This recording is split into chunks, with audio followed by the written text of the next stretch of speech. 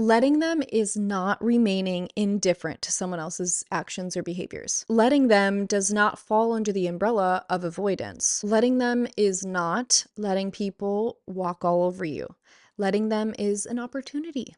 It's an opportunity for people to act without judgment, but still be vulnerable enough to stay accountable for their actions and how they affect others.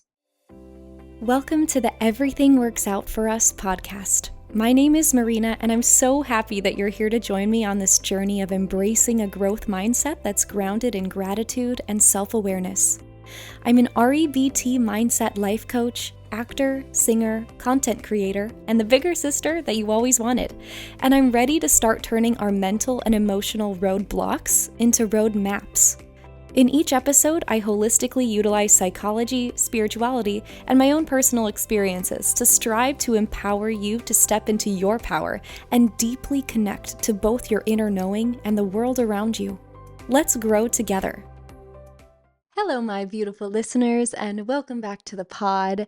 Today, we are going to jump right into the content, and we're going to talk about the let them theory. So this is a phrase that has been circling around social media for a few months now. So today, I want to unpack the let them theory. I want to dive into the psychology behind it, why it may be harder for some than others to follow. And I want to talk about ways that we can gain control back in our life as opposed to just simply letting our relationships define us, especially if they are unhealthy. So, obviously, we must start with a definition. So, what is the let them theory? Whenever you find yourself trying to control someone else's behaviors, actions, or the outcome of a situation, stop yourself and just let them. Let them do whatever they want to do. Some basic examples. Your friends are excluding you from a dinner. Let them. The person you're dating starts ghosting you. Let them. Your kid starts throwing a tantrum. Let them. Your parents make multiple negative comments about your appearance every time you see them. Let them. But let me be very clear right from the get-go. The key to this whole theory is not to let people walk all over you. Rather, the key or the core of this theory is strong boundary setting and a strong sense of self-respect. When we get attached to outcomes and perceptions, we set ourselves up for a world of pain, disappointment, and poor communication. So, let's start by working off one example. Let's say you've been dating someone for a few weeks now and things seem to be going really well. And you're talking frequently, you're going on dates, and you're starting to develop feelings for this person. And then out of the blue, they ghost you.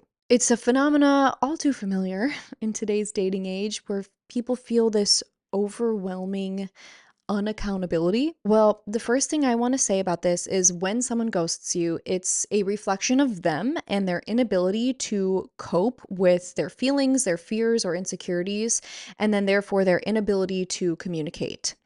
When people do hurtful things in life to other people or to you, it is rarely ever about you. It is a reflection of the other person trying to escape their own unhealed wounds, and they don't know how to cope with that, and they either may just not have the knowledge or they may not have the courage. And so all of this is happening on a more subconscious level. So all that to say is if they are ghosting you, let them. You have three choices. One, you can choose to beg for their attention or beg for answers as to why they're doing what they're doing. In this case, let me remind you of the phrase, I do not chase, I attract. A mantra that I repeat on a daily basis. Nothing is going to chase you if you are already chasing it. That's literally not possible. If you are chasing something, that implies that it is running from you. Plus, when was the last time that convincing and begging and wearing someone out until they gave in made you actually feel good about yourself, even if you got what you thought you wanted? You're bound to be riddled with self-doubt, worry, and low self-esteem, wondering why you're not good enough for this thing or this person. But when someone is meant for you, when someone or something is meant to be in your life, you will never have to convince them of your worth. They will see it, they will acknowledge it, and they will act accordingly. Okay, number two in this ghosting situation, you can choose to get back at them. This is tempting. You can insult them, belittle them, try to make them feel bad or ashamed or pathetic, but flipping the switch now, what does that say about you? We all know that hurt people, but you being mean back to them because they hurt you, it's not going to change the outcome of this situation. They have made that choice to ghost you. And you throwing insults at them will most likely make them double down in their decision. Even if the initial reason had absolutely nothing to do with you, them ghosting you had nothing to do with you or your character, all of a sudden you start throwing insults your way, it is so much easier for them to be like, see, exactly, this is why I did that in the first place. Don't make it about you. Do not prove them right. Number 3, prove them wrong by continuing to be your loving, calm, and confident self. Depending on how far this relationship went, you might deem it appropriate or feel like you really need some kind of closure in a way, and you want to text them something along the lines of, I'm actually looking for some more consistent communication, and I just don't see this working out, but I wish you the best. Okay, fine. I'm not a dating coach, but you have to do what you think is right. Ultimately, you're letting them make their choice, and therefore you're letting them reap the consequences of their actions as well. They always say the best revenge is your own glow up and your own happiness. Those who do bad things, those who don't like themselves, hate to see others be happy. So be it then. Let them choose their own. So be it then. Sorry, Wicked's coming out. Who's seen the Wicked movie? Really niche quote, no good deed. Okay, anyway, I am a theater person. Okay. Let them choose their own unhappiness, so be it then. And then you make room for someone that adds on to your happiness instead of drains it. They want to ghost you? Let them. You set a boundary. You didn't let them walk all over you. You still set a boundary, but you're letting them and you're moving on. Does that make sense? Maya Angelou famously said, when people show you who they are, believe them the first time. Boo! Bro! It is true that people can change, but the difference is understanding whether a person is taking concrete actions to prove that they are changing rather than you just seeing the potential in them. Personally, one of the most difficult traits to deal with in people, in my opinion, is when someone is self-aware of their destructive behaviors yet refuses to change them. The let them theory hugely comes into play here because bear with me. I'm going to pull an example from Love is Blind. The new season just came out. I just finished it, so it's on my mind, and let me tell you, that show is a masterclass on attachment styles and toxic behaviors, and it's just a it is just, yeah, a textbook for psychology and to learn about behaviors and relationships. There's this guy, Steven, on the show, and in the very beginning, he's disclosing to this woman that he's dating that he, and I quote, he said this, is technically a cheater. Bro, I can't. I can't with this show. Technically. Second of all, he admitted that because he had caused breakups before because he has been caught texting other women in sexual ways. And so Monica, this woman that he was dating, chose to not only ignore this blatant confession of him showing her exactly who he really is, he literally spelled it out for her, but she made the quite interesting choice to basically enable him and show this sense of empathy for his self-awareness. Truly a choice, in my opinion, considering her age. And I know I'm probably coming across as judgmental. I'm just taking my past into account. I just can't believe moving forward with a relationship when someone admits that they are a cheater. But anyway, so this season progresses and this couple moves in together, and what do you know? Steven was caught sexually texting another woman. Crazy, right? Never would have saw that one coming. Dun. Cute when he gets caught. Cue the stuttering, the self-awareness, cue the dreaded phrase, that's just who I am.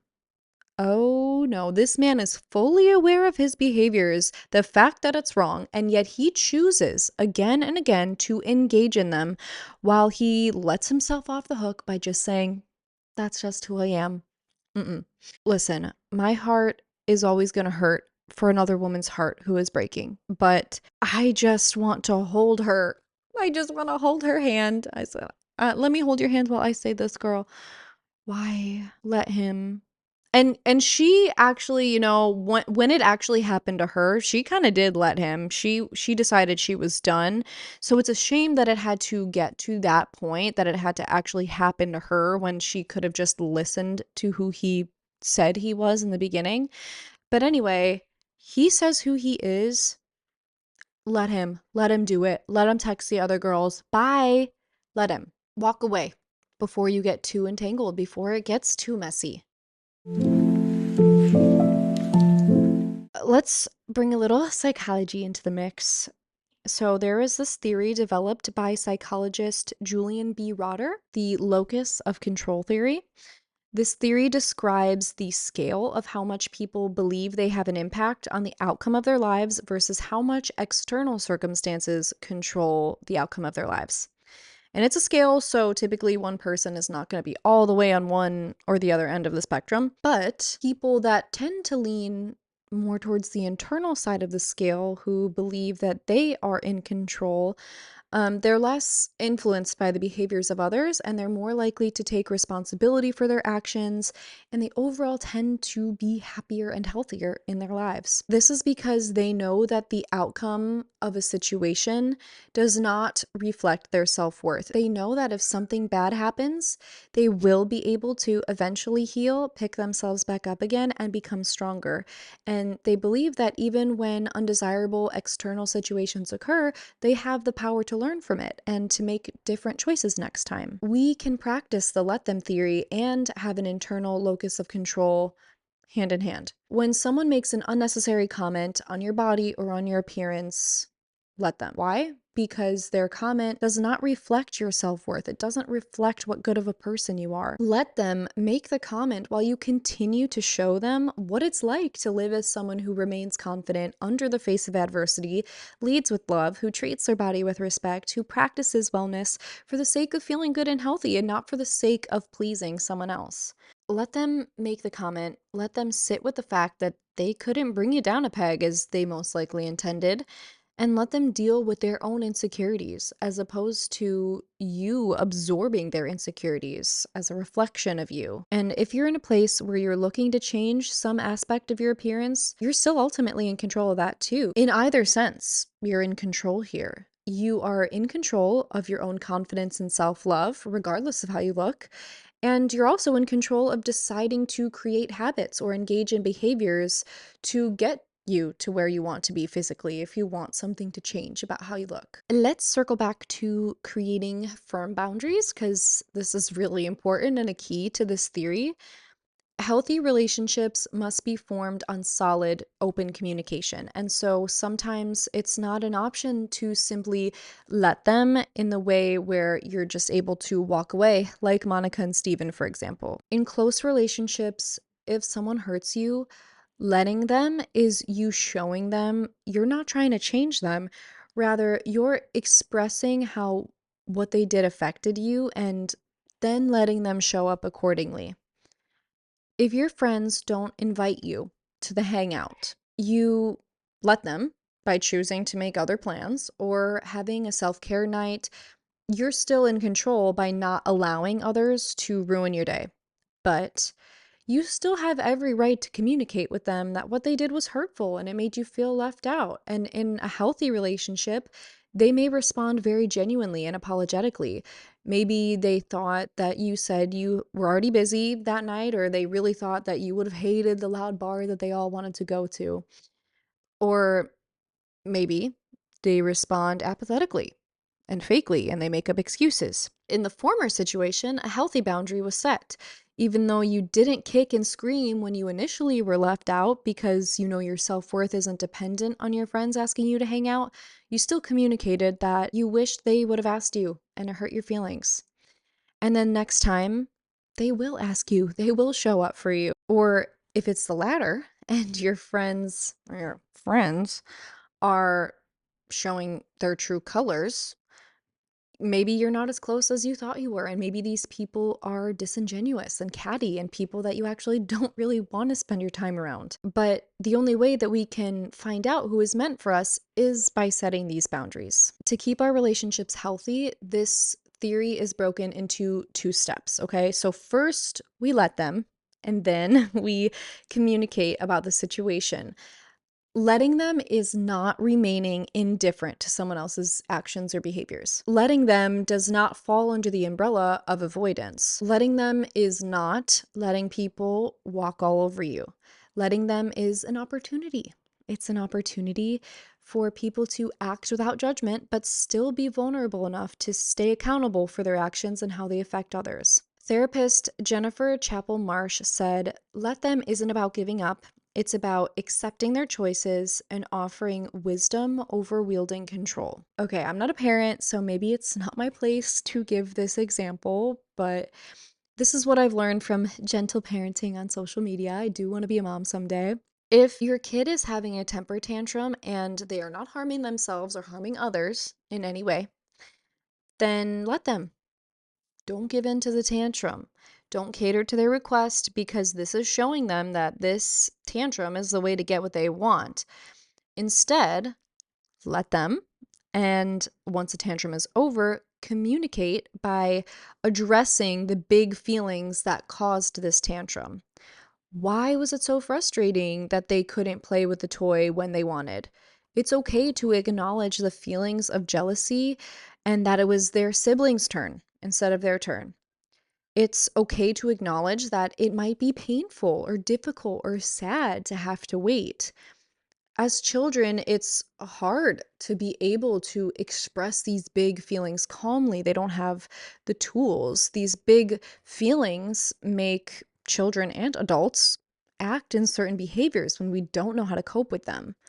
So that's why it's our responsibility as adults to teach kids that having these big feelings are okay. They're normal. We all experience these big emotions. But here's how we can feel less icky next time. Here's some other things that we can do to express the feelings in a way that's less hurtful to others. Okay, I don't know. Mom, please don't come at me for this. That's just my 2 cents on it. Motherhood is not a journey I've embarked on yet. But yeah, I hope I'll be able to practice what I preach with compassion when that day comes for me. All right, lastly, when should we not just let them? As any theory, it is not 100% hard and true.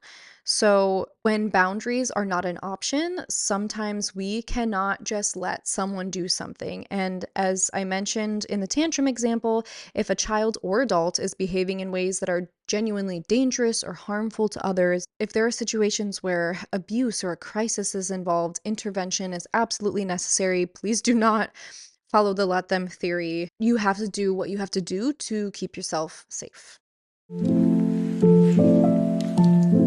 Wrapping up, when we live our lives with the let them mentality, we allow ourselves to live more authentically while encouraging others to do the same.